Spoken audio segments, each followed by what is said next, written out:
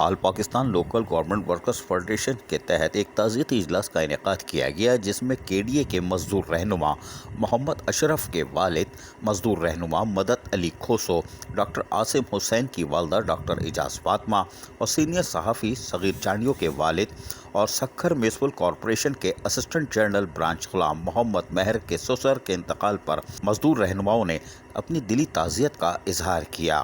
اور کہا کہ اللہ تعالیٰ لواحقین کو صبر و جمیل عطا فرمائے۔ All Pakistan local government workers federation کے تحت مزدور رہنماؤں، جن میں سید ذوالفقار شاہ، سید اسماعیل شاہ، علی مردان شیخ، اکرم راجپوت، دانش قریبی،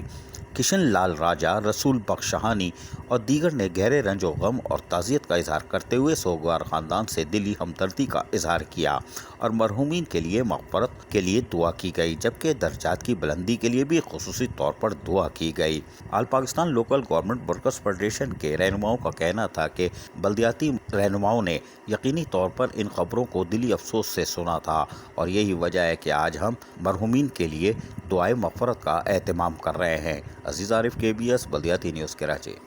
ایسی ہی خوبصورت ویڈیوز فیوچر میں حاصل کرنے کے لیے ریڈ بٹن پر کلک کر کے اور بیل آئیکن کو پریس کر کے ہم سب کے سبسکرائبر بننا مت بھولیے۔